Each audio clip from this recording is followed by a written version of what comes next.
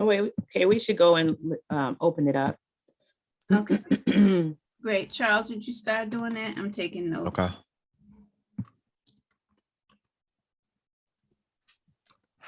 Hi, Arbor, you look great. Hey, how are you, Melinda? Thank you. Okay. John told me we're signed up for another meeting on the 18th. Yeah, we got two with the corridor manager for Auburn, Gresham, and South Shore. So it's only a business to business meeting. So it's June 18th and July something. Can't think of the date. Zoom as well? No, one is in June. No, I meant Zoom meeting? Yes. Or- No, these are in person. Okay. You can handle it, Opera. You can handle it. No, vote of confidence. I was just telling These Colette, are no in pressure. person because we were so excited at the opening. And I can't think of, I said I wasn't gonna forget the gentleman's name who spent all that time with us explaining us about cybersecurity. Is his name Fareed? Farad Ali. Farad Ali.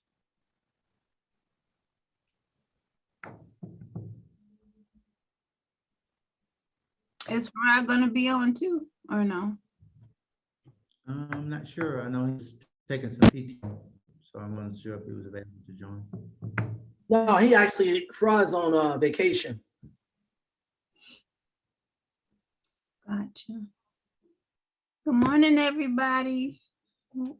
Piling morning. in. Hi, Kim, I see everybody's face. Very soon we'll be in person. Really? We're gonna have to figure it out. Down.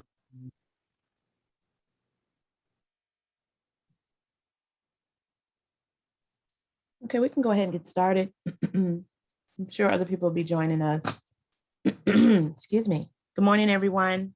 Welcome to the Chatham Business Association's monthly membership meeting. I'm in disguise here, still trying to pull it together. I'll come in later, visual wise or virtual wise, but nonetheless, good morning to everyone, and thank you so much for taking time out of your morning to join us for our membership meeting. We have a great guest today, and I anticipate that it's going to be a very informative meeting. Initially, what we'd like to do is to give you an opportunity to say who you are and if whether or not you're a Chatham Business member, real quickly. But first, I forgot, I always take a little moment of silence. Usually when we're en route and in transit, it's always grateful to make it to our destinations, of course, but also just to take pause and just say thank you. So if you take a couple of seconds to do that right now.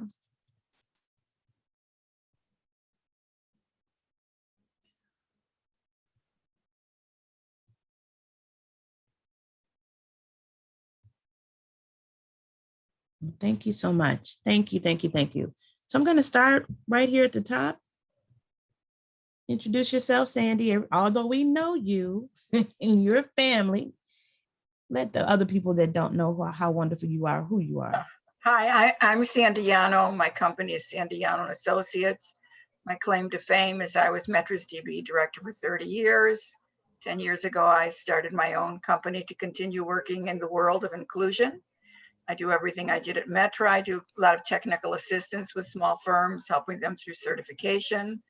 And I do a lot of oversight on projects to ensure that there's no fraud, that the real minority women-owned businesses get the jobs and fulfill their obligations so they don't take work away from you.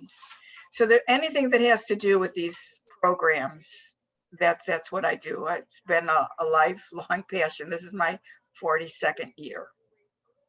So Wonderful.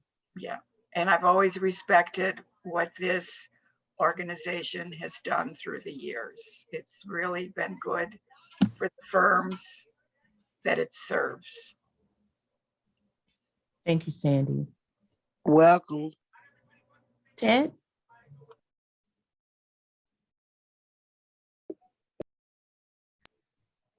Good morning, everybody. I'm Ted Hollander. My business is Complus Incorporated. We are professional controllers. We lead accounting departments for small and medium-sized companies. We look for them when the business is too big for the owner to run with just a checkbook and too small to hire a full-time CFO. The job is to enable a business owner to understand the business so he or she can run the business without feeling blindfolded. So again, my name's Ted Hollander. You always pay for good accounting, one way or another. Welcome. That's for sure, Ted. Thank you. Lori Jenkins. Hello, Yes, everyone. this is Gloria. How are you? My name is Lori Jenkins. My consultancy is Think, Do, Grow, and I consult with nonprofits, usually smaller nonprofits, to help them to develop their infrastructure and to provide technical support and training. Thank you, Lori. Connie Lee Welch. Good morning. My name is Connie Lee Welsh. One of your members, Phil Hendo, told me about this workshop in this meeting, and I decided I wanted to definitely come in and learn more about cybersecurity. My background is, well, my company is Legal Shield. I'm an independent associate, and we have legal and identity theft product services for families, small businesses, and employee benefits. Welcome. Thank you so much, Connie. Thank you.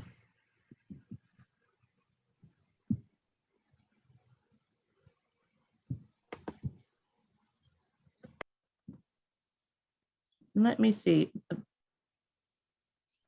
Julia Bellamy.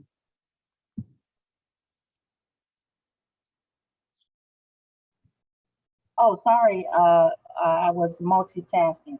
Good morning, everyone. I'm Julia Bellamy. I'm the Chief of Staff here for AGB Investigative Services, and I'm here to support ARBA Holden, and you guys are in for a treat as you learn more about our cybersecurity services, and thanks to all of you who were able to come out as we had our cyber grand opening a few weeks ago.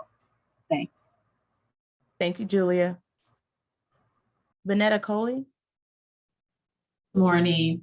I'm Vanetta Coley, and I'm the EVP of Marketing and Sales at AGB. And I'm here to support my colleague, ARBA Holden. Really look forward to the presentation. I'm sure that you guys will learn a lot more about cybersecurity. Thank you, Vanetta. AGB strong today. Yes. That's awesome. The lady who needs no introduction, but thank you for joining us today, Miss Denitra Griffin.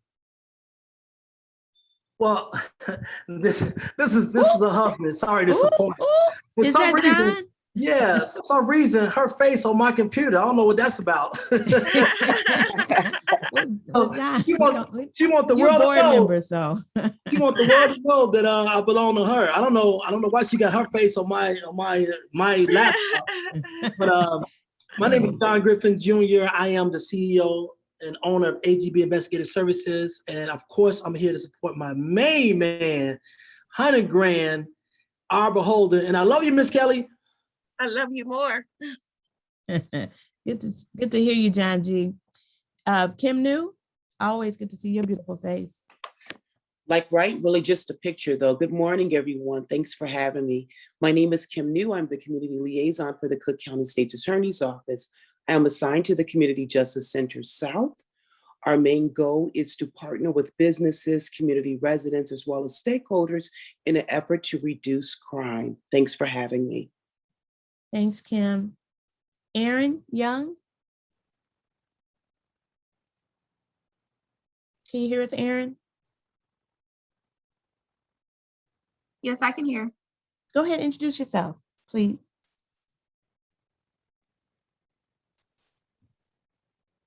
Hello, everyone. My name is Erin Young. I'm the marketing coordinator here at AGB Investigative Services. Good to hear you, Erin. Gloria Jenkins.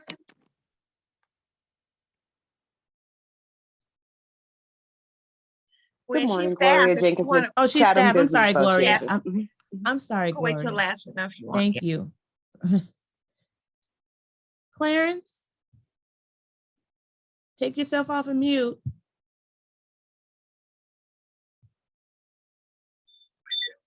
Good morning. Good morning. I'm Clarence Glover, the owner of Majestic Florist at 8145 South Cottage Grove Avenue. Flowers for all occasions. And I am a member of CBA. Thank you, Clarence. Good to see you. Hi, Mr. Lois? Glover. Say that again. Lois Shanklin. Good morning. Good morning. Good morning. I'm representing the IT Architect Corporation. I'm the project administrator, and I'm just standing in for Charles Harrell. Okay. And good morning. This is Charles Harrell. Thank you, Lois. Again, the IT Architect Corporation, we Chicago-based organization where we design, implement, and manage the automation of business processes with innovative telecom and technology solutions. And here, just to, as a friend, also John Griffin is a close friend and a brother of mine, and so wanted to support everything he's doing. Thank you, Charles. Candace Draw. Good morning, everyone. My name is Candace, and I am the Southside Community Healthcare Worker for Journey Care, which is the largest nonprofit hospice palliative care provider in Illinois. We provide hospice and palliative care for adults and children. Welcome, Candace. Okay, who else do we have? Cynthia Love. Show me what you got. Yes, good morning. My name is Cynthia Love from Chatham Business Association. Oh, sorry. Good morning. Charles, I'm sorry, Chase Carton. Good morning, Chase Carthen. Here with the Metropolitan Water Reclamation District. CBA is a sister agency of ours, and we advocate for participation on our district contracts, and I'll continue to share the opportunities that are present. Okay. Did I miss anyone who's not an employee? Did I miss anyone? Melinda, Carletta, did I miss anyone? Wait a minute, who is this up here? Sorry, I can't see the whole screen anymore. I could try and scan it. Rehab Divas.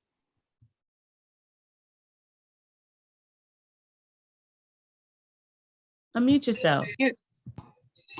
Hi, good morning. Good morning. My name is Sheila. I am tuning in on behalf of Rehab Divas, which is right here in the Chatham Business District.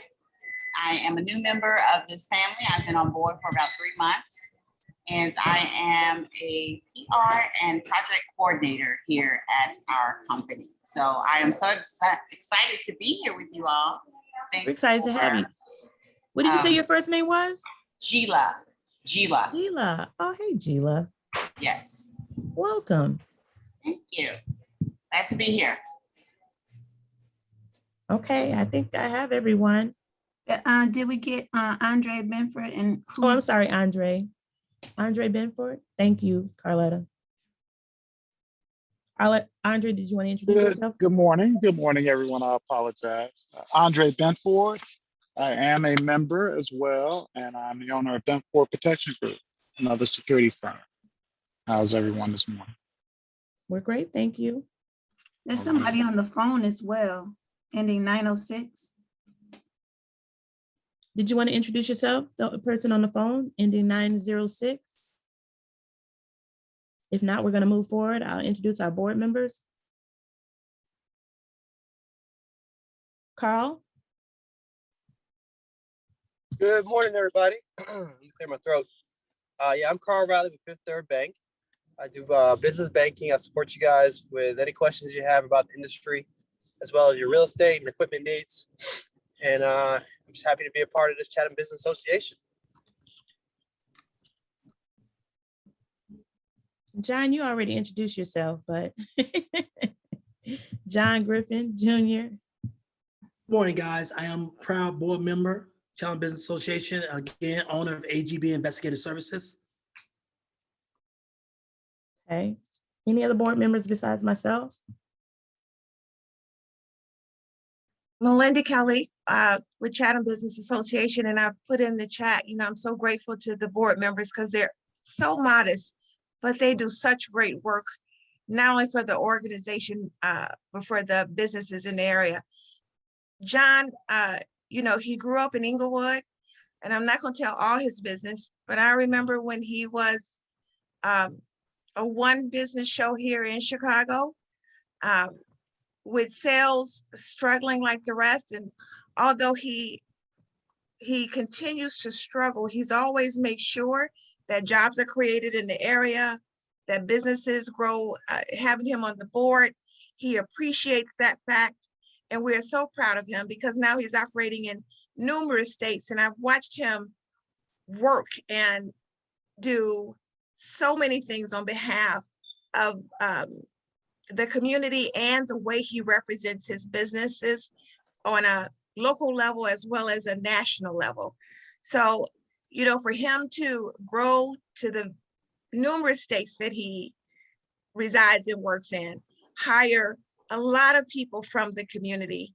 I don't think there's a business owner or a person in the community who he hasn't touched or influenced, giving young folks jobs, and with the training and the pride it takes, it has made a big difference. One of our biggest claims to fame together, starting out, was, as you know, we have an SSA, and we were interested in getting people working, meeting them where they are. And John was the first business owner who said, I will work with you. You help them get to a certain point with the soft skills, getting on point, and I will invest the time to give them a job with some economic value. So grateful to him. Gwen, I cannot speak enough about what she does. First of all, she's here every month. She's always marketing for the organization. Any business, as you know, when we're doing certifications, when we need help with insurance, she's right there. She's so personable. And again, in the community, not leaving the community, so grateful. And Carl, it is not an easy thing to make sure that businesses are in the business of lending, but you have to really work with the community and understand the community to make it fit and to make sure that the products you use are able to be used by the target of businesses that we serve. So I'm just grateful for them and appreciate the opportunity to serve with them. But having said that, we wouldn't do it without a great staff. So I'm going to ask them quickly to say hello and introduce themselves. I'm going to start with Jennifer Atkins, the interim executive director, and then call on the next person, Jennifer. Okay, sure. Hello, everyone. Good morning. Good to be here. Good to see all the faces. Jennifer Atkins, interim executive director, also the chief business officer, also a serial entrepreneur, and always have 10 things in the air going, but that's kind of how we roll. So good to be here. Thank you. Call on somebody else. Let's see. Beverly, you're up. Good morning, guys. Hi, I'm Beverly Nara Holman. I'm the administrative assistant here at Chatham. I also assist with certifications, the funding opportunities, and GATA. Call on somebody else, Beverly. All right, Charles, you up. Association, Carletta. Hi, everyone. I'm Carletta Kelly, Assistant Executive Director and SSA Program Manager. I do membership and membership meetings. Gloria Jenkins. Good morning. I'm Gloria Jenkins, Chatham Business Association Program Manager. Not sure who else is on here. Is Catherine on here? Great, Catherine. Catherine, unmute. Or Cynthia can go. Cynthia, go ahead. Good morning. My name is Cynthia Love with Chatham Business Association. I am the corridor manager for the Auburn Gresham Invest Southwest initiative. I'm a realtor and also a HVAC technician certified, and I'm glad to be here.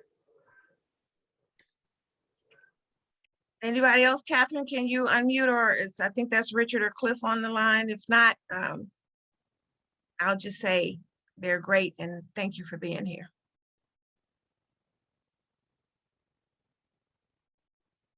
So go ahead, Gwen. I don't think they can unmute. Okay. Well, again, thank you, everyone. And Melinda, thank you so much for those wonderful words. I came to the community to serve, and that's what I do. And I'm quite sure that's the same for all the other board members as well. But thank you again. And we're just going to keep it moving. We're really excited to get to Auburn and the cybersecurity information, because I mean, that is so prevalent right now. But before we do that, we'll take care of a little bit of business. We do have minutes from prior meetings. If you are a board member, I'm sorry, if you are a member, you would have received a copy of the minutes, I believe. Take a quick look. I think we have minutes from April and May, correct, Carletta? March and April. Sorry, March and April. We'll start with March. Take a quick look. If there are any corrections. I don't believe that there are visually as I'm looking at them. I need someone to put forth, a member to put forth a motion to accept the minutes as read. If there are any corrections. I move to accept the minutes as prepared and read. I need someone to second. I second it. Okay, it's been moved and properly second. All those in favor say aye. Aye. Aye.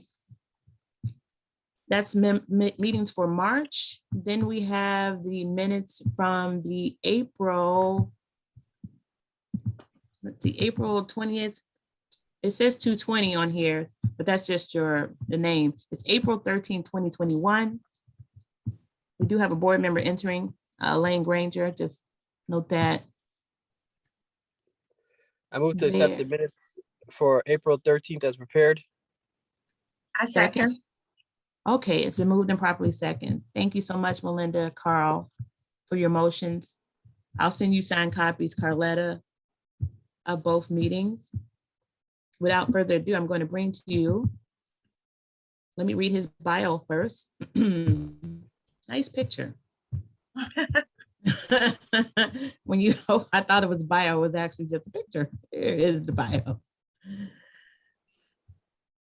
Arba Holden biography.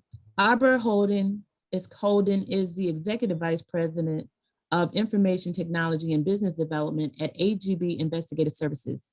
As an experienced technical professional, he leads the design and implementation of large-scale complex cybersecurity solutions for the largest Black-owned security company in the nation. Holden has demonstrated a track record of transforming business operations by enabling improvements using innovative technology strategies. His in-depth experience encompasses business analysis, process improvement, network administration, software development, deployment, and implementation within the private and public sectors. Holden's track record for improving business efficiency and moving organizations through transformations helped him implement the strategic vision of AGB's paradigm shift from physical to virtual security.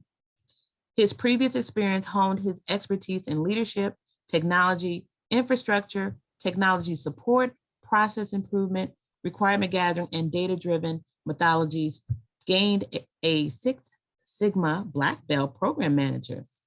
Congratulations. And if you had a copy of his bio, there's some of his professional and educational accolades, certifications. But without further ado, I'm going to bring to you, and hopefully I pronounced your last name correctly. It's Holden, correct? That is absolutely correct. You got them both right. They usually don't get the first one right, but you got them both. Thank you, Arba. Arba Holden, I'm excited, very, very excited. So it's time I will share my screen.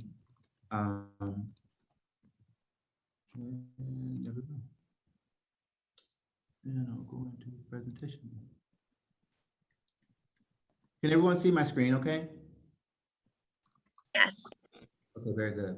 Welcome to AGB. We want to take you on an experience that's a journey that started more than 20 years ago, but at the half, John Griffin Jr. had a new vision for where we would take the company in. So let's take you for this ride. So we're going to talk about AGB. It's important for us to let you know who we are as a company. Melinda mentioned some tidbits. John said some things about us, but we're going to tell you a little bit more about us because we don't want to get you into today's journey without letting you know how we got here. And then we're going to get into the meat of the order, cybersecurity.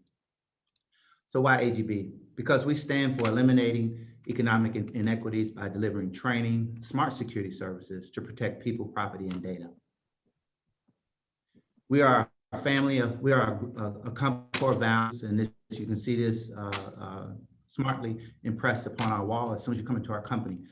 Family values, service values, always giving back, and excellence, ensuring that we improve what we do by means of quality assurances and being innovative. We set security standards. Most companies are out there working on norms, and what we try to do is focus on standards. So as the largest Black-owned security company, we are top secret facility cleared, which do believe that there are no other Black-owned security companies that receive the top secret clearance, which means that we can do security in the White House, and we can do dignitary security for national diplomats, and we do that quite regularly. As a matter of fact, we just received an award to get started again. We are the Chicago Housing Authority's police department, and over the course of our time, we've reduced crime by over 90%. Our officers are trained through our AGB Institute, which is an IBHE certified institute, certified with the state of Illinois. And our training curriculum is butt up against the training curriculum of the Illinois State Police. So we have very high training standards. We are the only African-American company, as we said, we set standards that received an ISO 9001 2015 certification, which means all of our quality management processes are vetted through the ISO certification. We're across multiple sectors, which to name a few: retail, residential, utilities, food and beverage, government, information technology, and telecommunication services. What we didn't mention here is that we do have a footprint in critical infrastructure, and we're working to do more, particularly when it comes to cyber. We continue to keep our strategic relationships strong with state, local law enforcement because we use them as a means of partnership, and we consider ourselves, and people say that the law enforcement is the first responders, but security is typically the first responders. I know our colleague on the phone, Mr. Benford, can attest to that, is that we have a relationship with law enforcement. They trust us to call on them in the event that there's something really going wrong. So we make a difference. We're a full service security firm. We have over 1,500 employees that are nationwide, and we'll talk a little bit more about that. We set differences. As I said, we're ISO certified. We exceed in security training standards, and we're the first to market with technology around workforce management, fleet management, and business intelligence. And I believe I'm talking a little bit about that later. Commitment to Giving Back, our foundation led by our president and CEO of the AGB Foundation is mission driven in making sure that we have a diverse workforce by working with youth and helping families.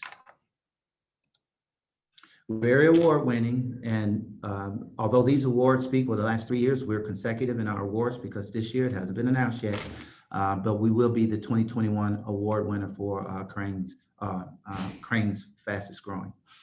And so we do this. This is it's turning into an annual thing, and we're very proud of it. As I mentioned, we are national. All of the gold boxes indicate where we're licensed at. All of the outlined in black boxes indicate where we have foot on the ground. And so in these states, we have, our 1,500 employees are mostly based in Illinois, but in California, we have a growing footprint. And in Florida, we have a growing footprint. And soon to be Washington, which will be starting in the upcoming months. I guess it's okay for me to say that we're now clients of Facebook. As I mentioned mentioned to you, our foundation is very strong. Over the course of the past few years or more, we have awarded more than $55,000 in college scholarships, and we've supported more than 350 families. What this is about is bringing in youth who are between high school age and going into college, and we train them in the art of business. Not only do they get to spend time with us here in our offices, cycling through our departments for about a week or two each, Denitra is also giving them the ability to meet other CEOs who are running other businesses to see, what the world is doing from their perspectives and not just HEB. So they get a wealth of experience by working through our foundation. As I mentioned to you, our institute is fully certified by the Illinois Board of Higher Education. Our training curriculum operates through the 5 schools that are below. It's all focused on security. So security management, business skills, workplace safety, professional development, and a school of leaders. We're very proud of our school of leaders because we use that to promote from within. So security officers don't come to AGB and not know where they're going. And so we have a pathway towards promotion, and we use our school of leaders to take those individuals who are interested through that path. So here we are. About 12 years ago, John came to me and he said, we got to do something more with our platform. And his interest at that time was virtual, taking from physical to virtual. And as the world has emerged, a convergence has happened. And so now physical and cybersecurity is converging by way of all things security. So what happens in the parking lot can affect what happens in your computer systems. And I'll make some comment to that a little more as we go on. And so hopefully this works, but I thought that it would be good. Welcome to an AGB experience. AGB means always giving back. Through the vision of John Griffin Jr. and his wife, Denitra Griffin, they have created the cybersecurity division under AGB. About 12 years ago, John Griffin attended the Goldman Sachs Entrepreneur Cohort.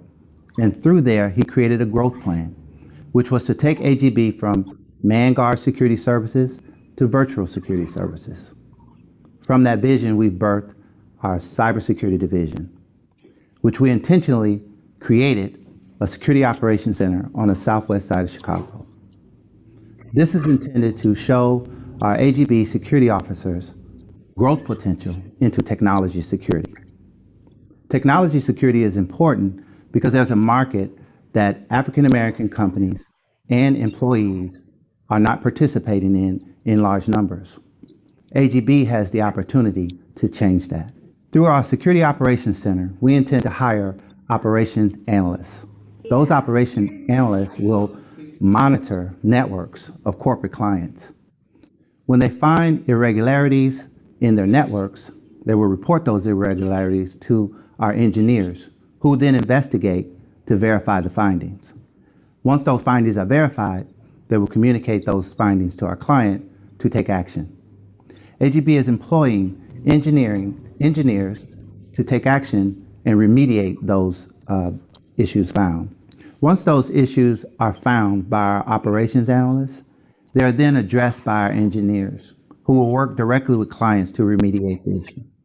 The significance of cybersecurity can be seen in recent news headlines by Colonial Pipeline, where ransomware has suspended all gas services out into the United States, which means that gas prices are high. These issues manifest over a period of time, sometimes more than 9 months. And to remediate these matters, it could take more than 300 days to entirely make sure that networks are safe. This is one of the reasons why AGB is setting up what's called the Security Operations Center and offering services such as Security Operations Center as a service, IT security assessment, penetration testing, vulnerability scanning of your networks, and incident response in the event that we find matters that are of concern.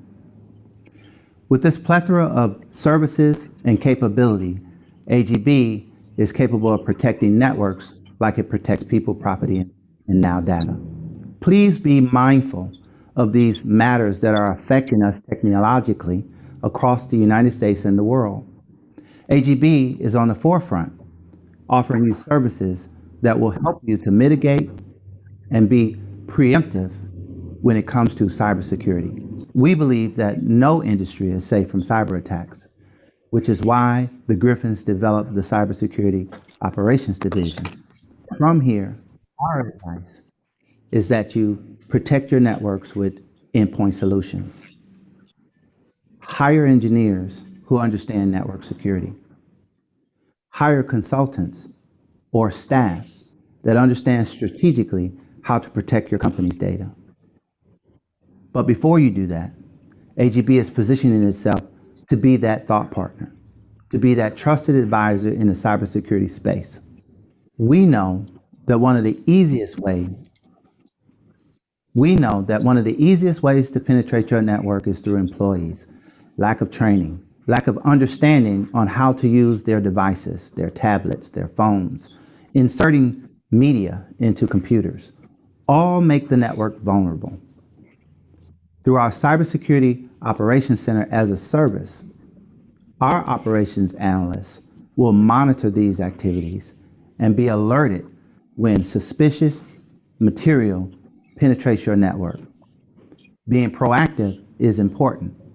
It's important to mitigate cybersecurity up front because the consequences can be so dire. The cost to recover is exponentially greater than the cost to mitigate. So again, AGB, which means always giving back, has developed the Cybersecurity Division so that it can provide jobs and careers to the disenfranchised. Those who do not get an opportunity to work in technology have an opportunity through AGB. And we want you to come and see what we're doing on the far south side of the city of Chicago, where we're bridging the digital divide. So, a few years ago, we took this picture with our plans in mind, and we're proud to say that today we're live and open.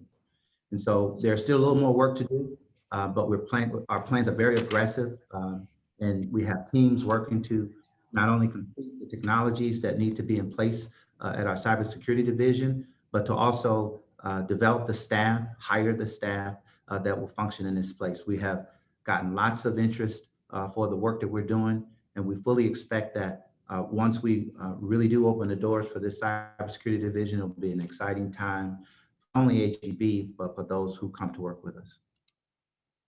So cybersecurity, is your company susceptible? Absolutely. Ransom attacks have recently attacked the meat supply, the gas supply, and the transportation supply. It was on the news this morning, ABC News, this Good Morning America. The US government, the US Justice Department believes that ransomware and digital extortion should be investigated in a similar fashion as terrorist attacks. The White House is warning that no company is safe from ransomware attacks. That means us, small businesses alike. AGB operates from a maturity model, and through our assessments, we make a determination of where you are in the spectrum. And through sophisticated analysis and assessments, we can tell you, if you're in an ad hoc phase, if you're in a repeatable phase, which means that you understand how to really look at what you're doing and there's no variability in your processes and procedures around cyber, and so on and so forth, through define, manage, and optimize. So this is a very sophisticated gap analysis process that tells you how mature your cybersecurity posture is. We have developed multiple pillars of services around compliance and risk assessment, cybersecurity itself, which is the meat of our order, which does penetration testing. Penetration testing is when we take a look at your network from the outside, and then we test that network to make sure that if there are any holes, if you will, that will allow bad actors to penetrate your network. Social engineering is a very particular one that it may not be very well known, so I'll speak a little bit about it. But social engineering is when there's information in your facility and an individual from the outside needs to get it, but it's secure information. And they put on a campaign such as phishing your email, such as making cloak and dagger type of phone calls into your organization. Here's one example where social engineering is more personal, but you can see how this works. There was an individual who was trying to get her husband's information from a cell phone company. And the wife called the cell phone company, and because we know all of the controls the cell phone company has, they were not going to allow her in. So basically, and this was a phishing thing, so it really wasn't the why. What they did was they played a baby crying in the background, and the person on the call behaved very hysterical. And through all of this stress and pressure that the person was putting on the agent on the phone, the agent allowed that person in. And so these are just some of the tactics that can occur to penetrate your informational networks. Penetration testing, vulnerability scans, and risk assessments all go hand in hand. Let's see what we have here. And so all of these services will be mapped against activities that work between people, process, and technology. Because a lot of people don't understand that these are the three main areas of focus when it comes to IT. If your people are not aware and trained properly, they will allow bad situations to happen on your system.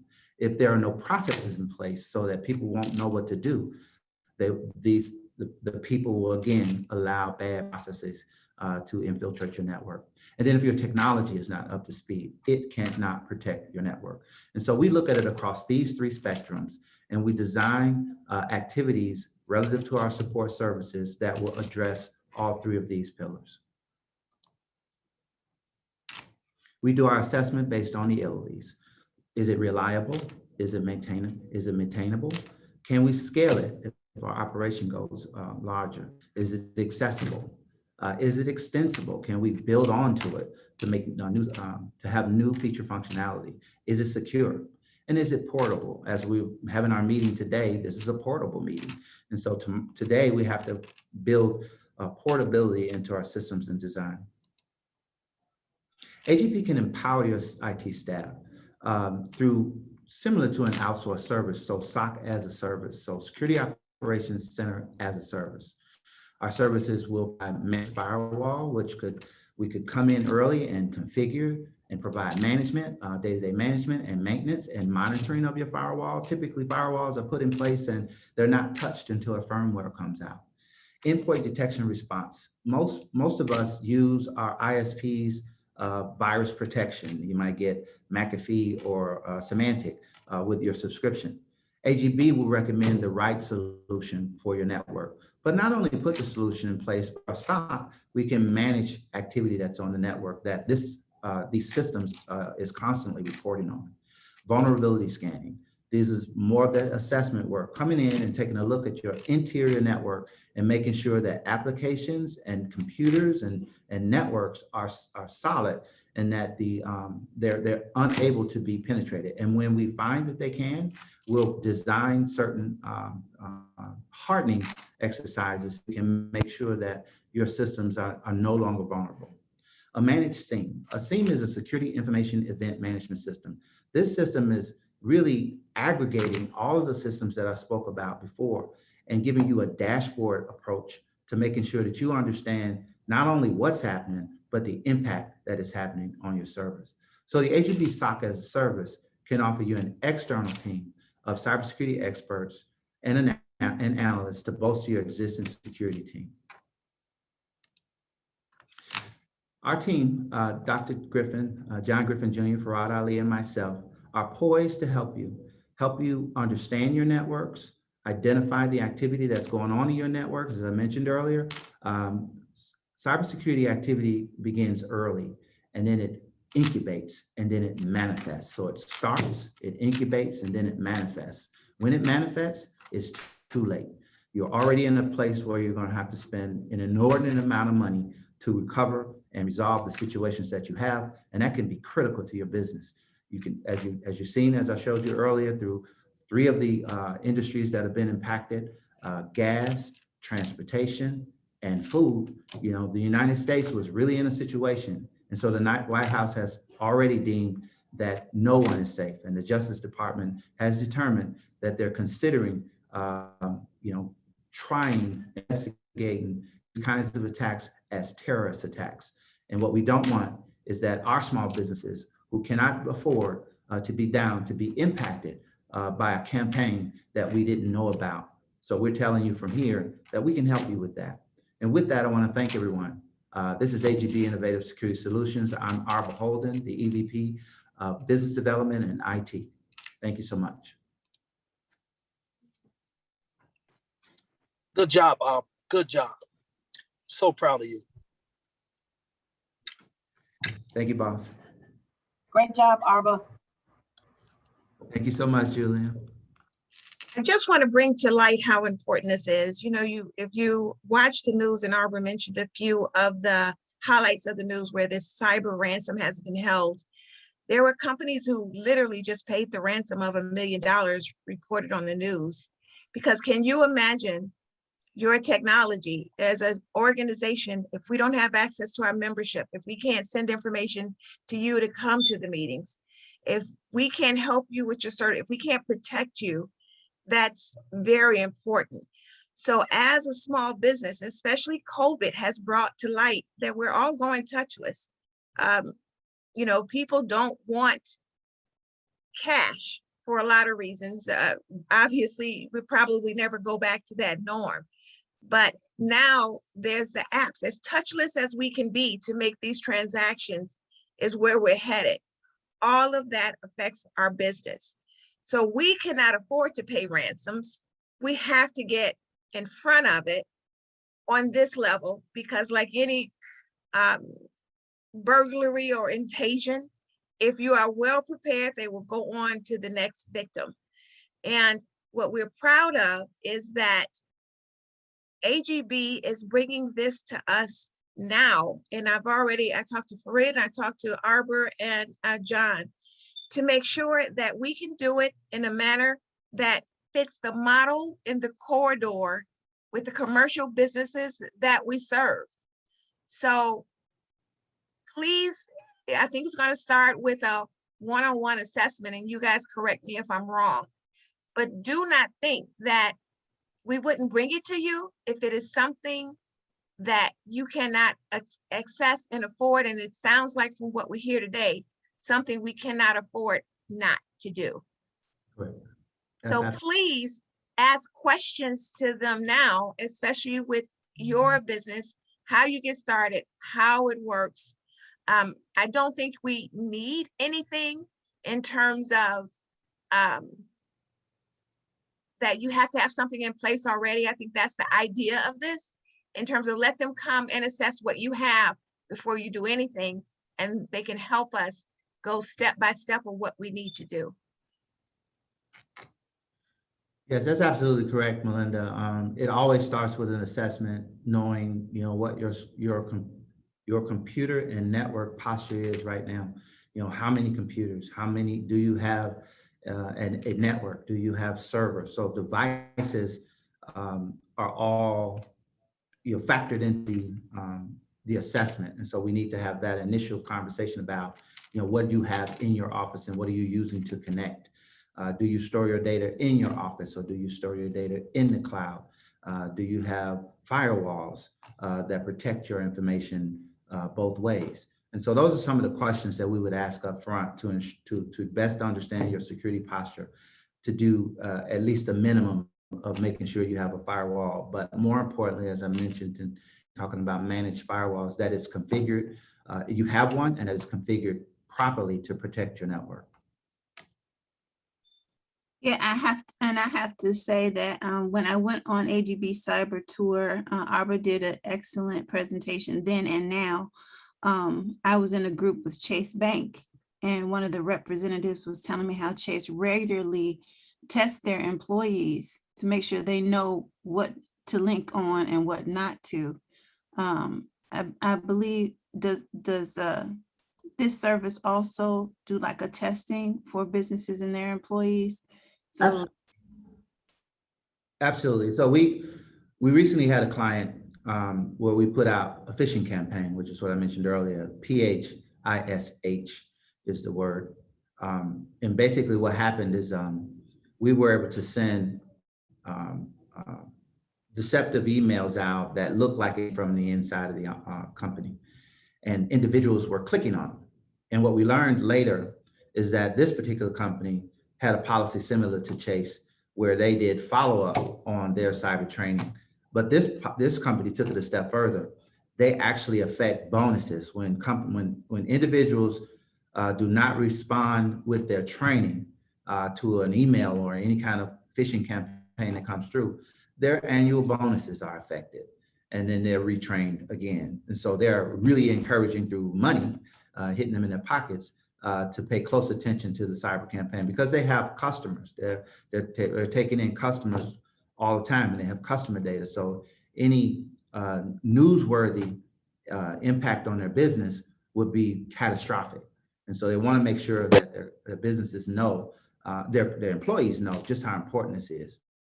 Another situation that I learned about was, from a training perspective, phishing campaigns can happen in the parking lot. So this is why the physical and the cybersecurity convergence is important. We've heard that individuals who are trying to infiltrate a company will go and just casually throw out USB drives in the parking lot just randomly. And employees who would want to know what those USB drives had on them would take them into the office and insert them into the computer, thereby allowing the hacker types of code to be introduced to the network. And so those are some of the things that, from the physical side, we're training our officers to be mindful of individuals that are in the physical location of our companies that we're working, but also the employees to know that you can't just introduce media into computers casually. And so from our perspective, we want to do things like, turn on certain configurations that don't allow USB drives unless it has been approved through the IT departments. Things like that you would think to be very innocent, but it's not. It could be the start of something really bad.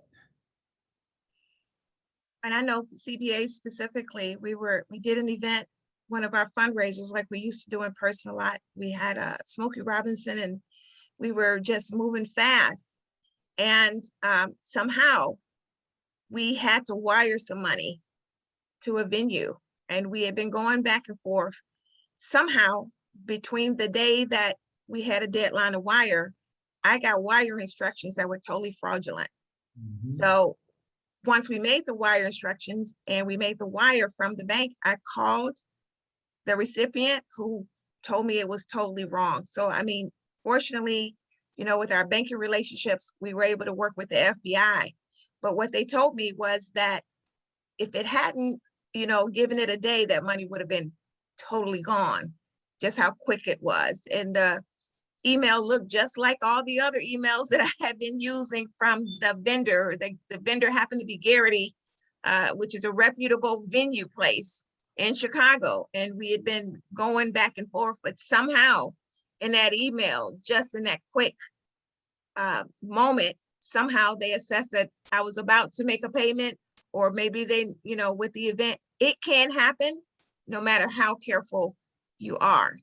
So we're hoping that you all will take Chatham Business Association and let us be a client, because we need to, now that cybersecurity is taking place, or now that, with this new way of life with technology, and we're going to rely on it a lot more. Before, we'd have you come in, but now we're transmitting information online, and we need to make sure we do everything we can to protect ourselves and our members.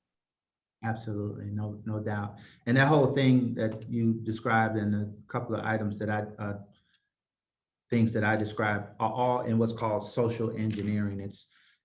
So the word social engineering does not really lead you to think about, to relate it to those words we were using, but that's the umbrella it sits under. And there are many more things, and one of the things that we know to be a good deterrent for social engineering is using what nobody really wants to do, but it's very important. It's called multi-factor authentication.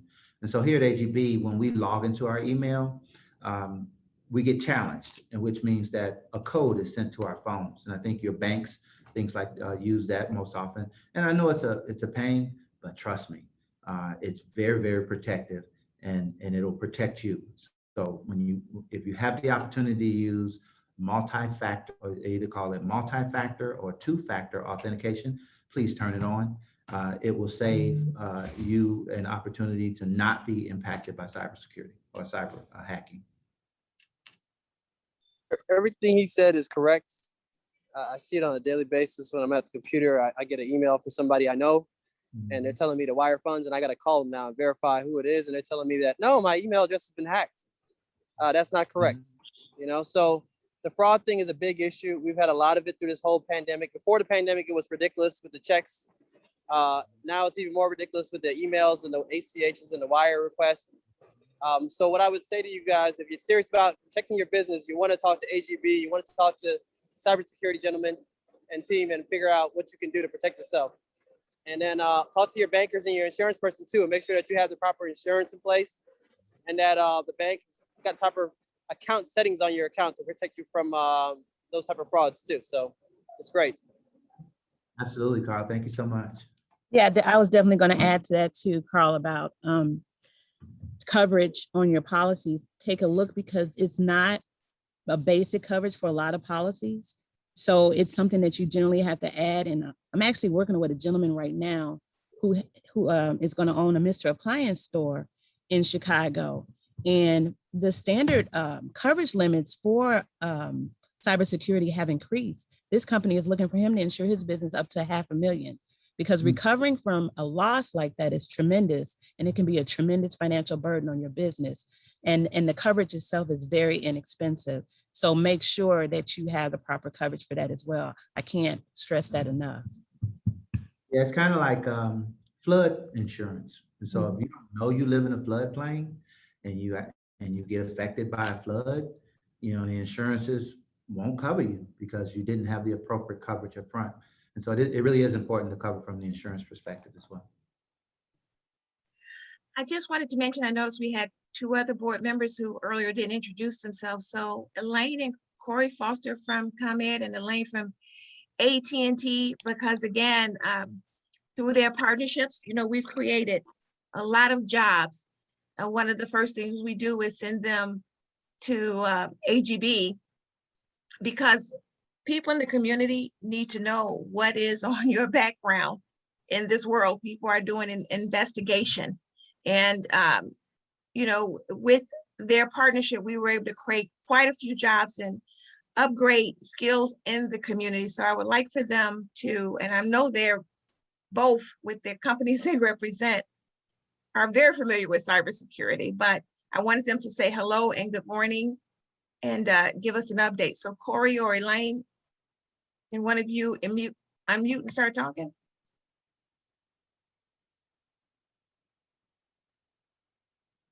I'll let Elaine go first there, Melinda, if she's still on the line.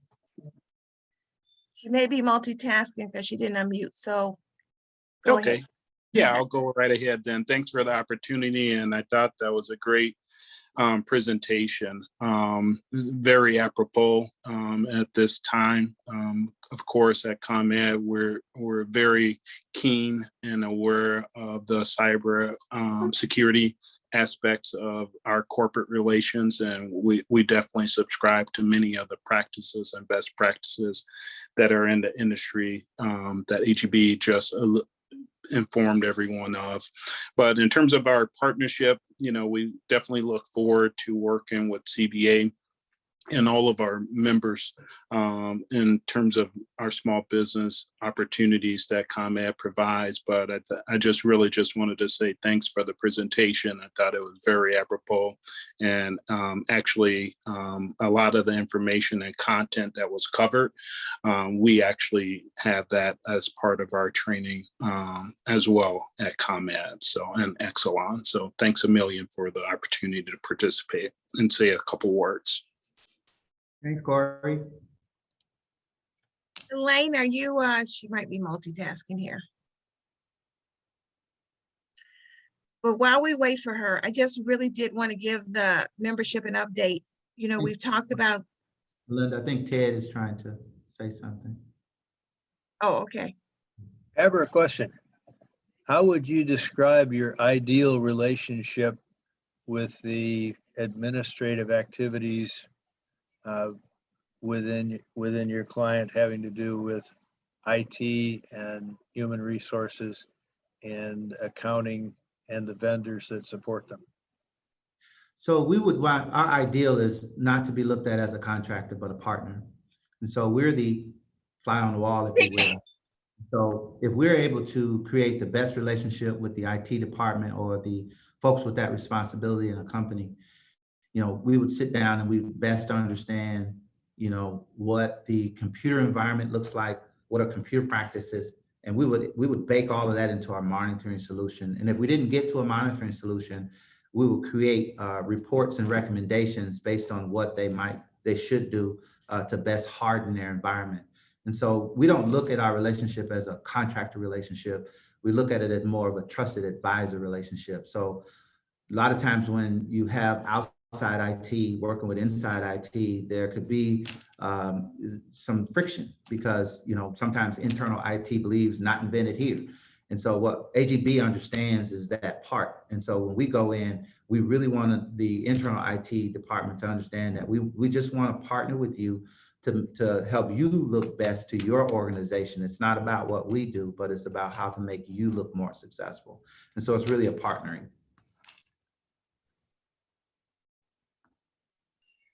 Can you all join me with the reaction and give Arbor and the AGB team a round of applause? They did a great job. Arbor, will there be handouts we should send, or what should we do? Our next step, should we just contact you directly or send you the membership list and you will? Yeah. So if you send us the membership list, what we'll do is we'll make some warm contacts with some material talking about the services that we offer. And hopefully we can have some sit down meetings and get to a point where we can actually begin to start helping, because everybody's situation is going to be different. We even encountered a client because of the pandemic that nobody figured out how to protect the employee at home. So VIPs was this client's concern. So they're now sending their CEOs and executives home to work from home, where they didn't have the benefit of the corporate network to do company business.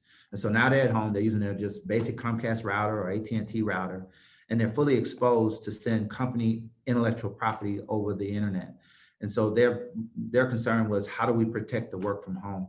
And so I know a lot of small businesses operate out of their homes, but there's still protections that can be had. So I say all that to say that everyone's situation is different. And so by having those lists of names, we'll make warm contact to all of the individuals you give us and seek out, how we might be able to help best.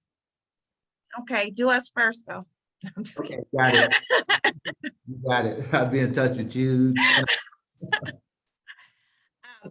And again, I just wanted to, and Sandy's familiar with this, as we continue to talk about one of the initiatives we have taken on at Chatham Business Association is to increase the size standard and personal net worth with the federal government. So since we last spoke, we were able to meet in front of the U.S. Department Office of Small and Disadvantaged Business Utilization Group, which is a group of 80 federal agencies, to talk to them to make our case that it's important to increase the DBE size standards and the net worth standards. We gave them the issue.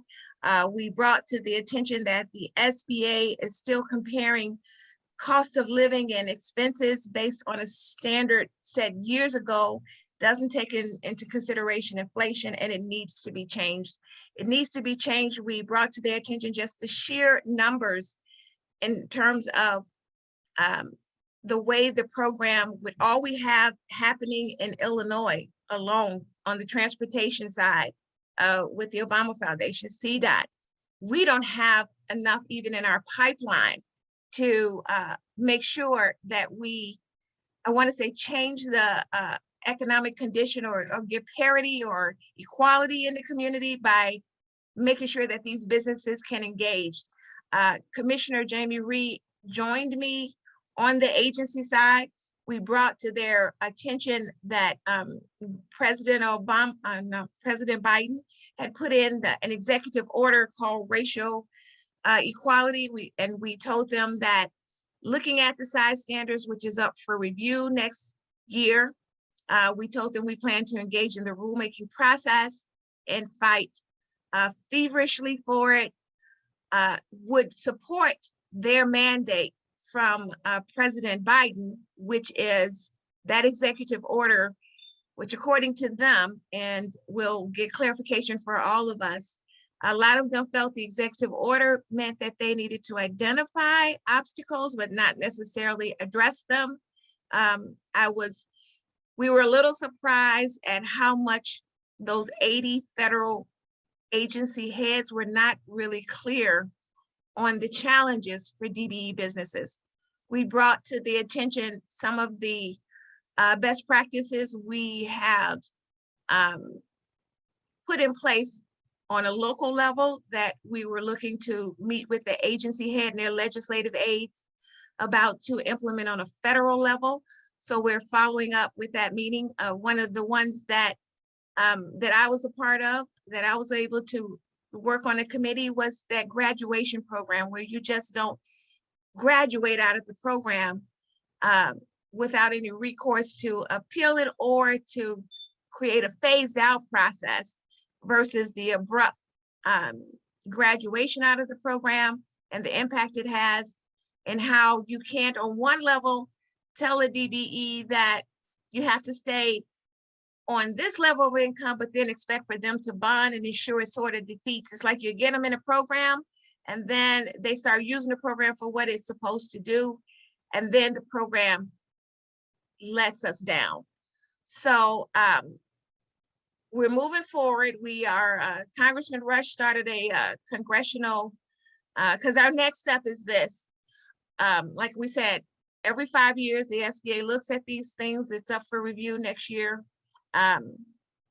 We have to begin to engage the organizations. We have to begin to get the support of the congressmen, not only here in Illinois, but nationwide. And fortunately, with the relationships we have with Congressman Davis, with Congresswoman Kelly, with Congressman Bobby Rush, and others, we don't foresee that as a problem.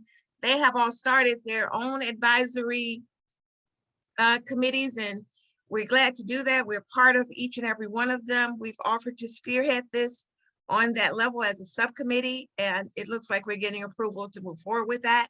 So we will keep you posted, but the journey will start, and we will expect the business community to engage. They need to talk about the fact of the cost that it takes to hire folks and in the community and train people, and that they need the program in order to truly get to a CMR position or a higher position. And as you know, also CBA is engaged in training businesses to become CMR or construction manager at risk. They kind of spearhead these large projects, and we need businesses who like AGB, like A&D, who have gone through the process of growth and understand the challenges to be at the head of these projects, because they can in turn help us help other businesses and keep that pipeline healthy. So we just wanted to update you. That's where we are, and we will continue our efforts, and we will keep informed. So Sandy, the order number is it's Executive Order 13985.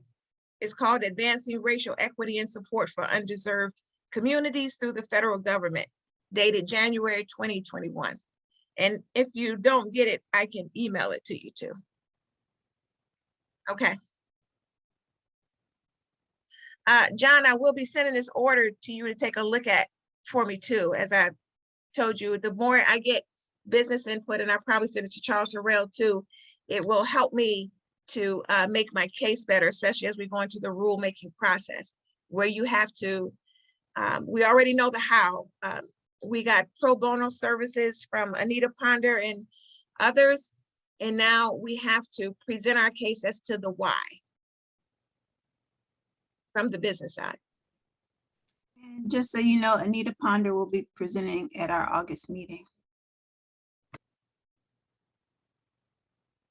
Oh, Charles put the executive order in the chat.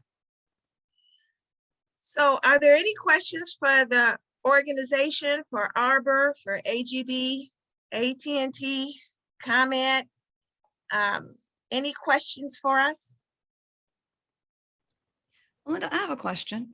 As far as the background checks for individuals and companies, do you recommend, or does the speaker recommend that we do a background check on our company and ourselves to find out if there's any information out there? That's why we do it, and I'll let Arbor speak, but as an organization, the reason why we do it is we let individuals know. What we find is surprisingly is sometimes people are not aware, and particularly Black men, what's on their record in terms of it's been because sometimes they're not arrested or they feel no action has followed up, but it is in their background. One of the common things we also find in the background is that component about education where I forgot what the word is, but what it really sort of questions is, it says my interpretation of it, and I can't remember the word, but it sort of says you're not honest about your education. But what we found is that sometimes people go to different schools and they're no longer accredited. So you lost the accreditation, not because you didn't do it, or maybe you thought you had this. But as you can imagine, as an employer, when we show them that, it helps the person to do some investigation or at least bring it up when they're interviewing, because as an employer, they will just really put your resume aside and maybe think you're not being truthful when the reality of that may not be the case. There are also things on there, and I forget what it's called. It's like when you're in a gang, and for when I found out it's like only 3 people hanging around and the police may write you up, that was gang related when you were sort of hanging out with your friends on an area and happened to get stopped by the police. So those kind of things we want to make sure that they know about, especially if there's anything serious, so that as they move forward, they know what industries they can enter, what barriers they may be, and successfully complete a pathway for success. But Arbor, can you give more information about that? You're on mute though. Yeah, it is true that, I know our company, I'll speak for our company, is that we're always trying to figure out ways to hire people, knowing that their backgrounds may include some questionable periods of their life. And so to the question, Ms. Jenkins, I think it is very helpful to make sure that, there are some things that could have been expunged, that maybe you didn't go get them expunged. And if you knew that they were carrying on your record, you could just go do it because there are a lot of free services around expungement. But it would be very informative to make sure that you knew before you were surprised by an employer who is not going to take the time that Melinda just took to explain some of the not so questionable, but real situations that occurred, accreditations, schools are losing accreditations, you claim it, they no longer exist. Those are things that'll happen from companies that have a vested interest in hiring people and not really thinking about their histories. But that's not going to happen in the mainstream. And so in our case, which is one of the reasons why we're creating this technology division, is because those companies that are hiring technology experts will not go through this due diligence and have this understanding with you. They'll just move on to the next candidate. And so I think it is important for individuals to become background checked. And AGB is a licensed, certified background and investigations organization as well, and we work for the Chatham Business Association. Thank you. Better you know first than someone else. But also on your business side, too, with small businesses, we have more people in our community that have a background than not. So knowing that information helps you make a decision on who might be good at marketing, but not at the cash register, or who you might send into, if your service deal with seniors, that vulnerable population. It helps you be a better business owner. So I think it's helpful, as long as you don't use it to really be the person that says more no's than yes. So it's know the information, and then let's figure out how to work with what information we have to make it positive for the folks in our community. Any other questions or comments or announcements before we adjourn? Well, thank you all again for taking out time for today. And please stay healthy as we look to figuring out how we get back in front of each other. I can't wait to see everybody again. But until then, we'll see you next month. Bye, All right. everybody. And register for this meeting on our website if you want the materials from this meeting. Thank you. Thanks, everyone.